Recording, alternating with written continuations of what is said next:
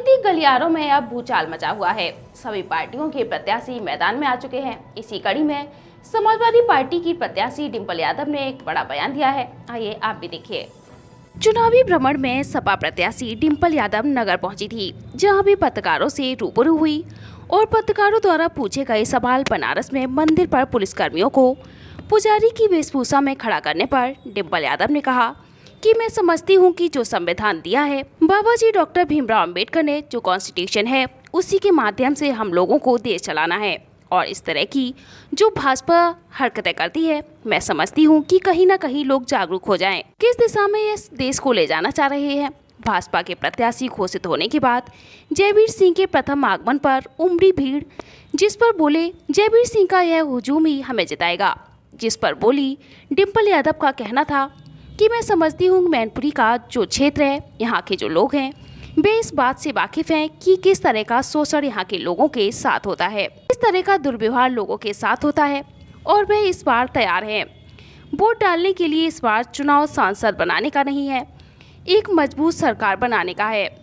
PM द्वारा दिए गए बयान पर डिंपल यादव ने कहा कि मैं समझती हूँ कि मजबूत सरकार में सरकार होती है जो युवाओं को रोजगार दे सके, जो गांव-गांव में एक तरह का विकास पहुंचा सके, जो शिक्षा दे सके, जो सुविधाएं दे सके, जो स्वास्थ्य सेवाओं के साथ शिक्षा का भी योगदान दे सके। और मैं समझती हूं कि इन सभी का अगर आप आकलन करेंगे तो कहीं ना कहीं सरकार को आप विफल पाएंगे। विपक्षी गठबंधन में जितने बेईमान हैं वे सब जेल जा रहे हैं, भ्रष्टाचारियों को बख्शा नहीं जाएगा। पीएम द्वारा दिए गए इस बयान पर मीसा भारती द्वारा पलटवार करते हुए पीएम मोदी सहित तमाम भाजपा नेताओं को इंडिया गठबंधन की सरकार आती है तो जेल भेजा जाएगा वाले सवाल पर डिंपल का कहना था, जब गठबंधन की सरकार आएगी समाजवादी पार्टी का केंद्र रहेगा कि युवाओं को रोजगार, नौकरी, विकास कार्य, शिक्षा में सुविधा, स्वास्थ्य सेवाएं, महिला पेंशन दी जाए और महिला सुरक्षा पर खास तौर पर काम किया जाएगा। सरकार की जो पुलिस होती है उसको भगवा रंग की यूनिफॉर्म बनाती है, क्या कहेंगे? मैं समझती हूँ कि संविधान के जो दिया है बाबा भीमराव अम्बेडकर जी ने और जो कॉन्स्टिट्यूशन है उसी के माध्यम से ही हम लोग को देश को चलाना है। और इस तरह के जो ये भाजपा जो हरकतें करती है, ये कहीं ना कहीं मैं समझती हूँ लोग जागरूक हो जाएं कि किस दिशा में ये देश को ले जाना चाहते हैं।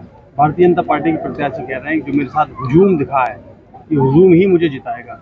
मैं समझती हूँ कि मैनपुरी के जो क्षेत्र है और जो यहाँ पे जो लोग रहते हैं वो इस बात से वाकिफ हैं कि किस तरह का शोषण यहाँ पे लोगों का होता है, किस तरह का दुर्व्यवहार लोगों के साथ होता है, और वो इस बार तैयार हैं वोट डालने के लिए। प्रधानमंत्री कह रहे हैं कि इस बार चुनाव सांसद बनाने का नहीं है, एक मजबूत सरकार देने का है।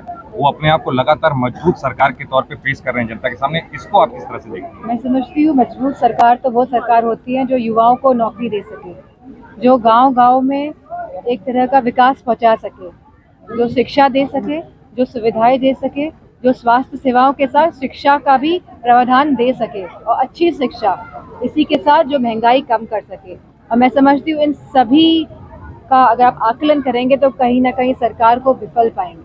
मैडम, लगातार विपक्ष पर हमलावर हैं और लोगों पे लगातार आरोप लगा रहे हैं, जनता के बीच मैसेज दे रहे हैं कि विपक्ष जो गठबंधन हुआ है वो सब भ्रष्टाचारी हैं, वो जेल जा रहे हैं। मैं समझती हूँ और इसमें एक सवाल और इसी में जुड़ता हुआ है कि इसी को लेकर मीसा भारती ने आरोप लगाया, जब उन्होंने कहा है कि जब हमारी इंडिया गठबंधन की सरकार आएगी तो प्रधानमंत्री और तमाम ऐसे भ्रष्टाचारी बीजेपी के नेता जेल जाएंगे। किस तरह से देती हैं इस तरह के बयान को, क्योंकि इसी तरह के बयान प्रधानमंत्री भी दे रहे हैं। जब गठबंधन की इंडिया गठबंधन की सरकार आएगी तो समाजवादी पार्टी का केंद्र रहेगा कि युवाओं को रोजगार, नौकरी, विकास कार्य, शिक्षा में सुविधाएं, स्वास्थ्य सेवाएं और महिला पेंशन दी जाए, इसी तरह का, और महिला सुरक्षा पे खास तौर पे काम किया जाएगा। मैडम, मैं भाजपा लगातार कह रही है 400 पार, वहीं नागालैंड, मणिपुर में अपना प्रत्याशी मिल रहा है, आप कैसे देखते? मैं समझती हूँ जो मणिपुर वाली घटना हुई थी वो इतनी दर्दनाक और दुखदायक थी जिसका आकलन नहीं किया जा सकता शब्दों से। और मैं समझती हूँ पूरी मीडिया को जोर शोर से जहाँ दिखाना चाहिए था इन घटनाओं के बारे में,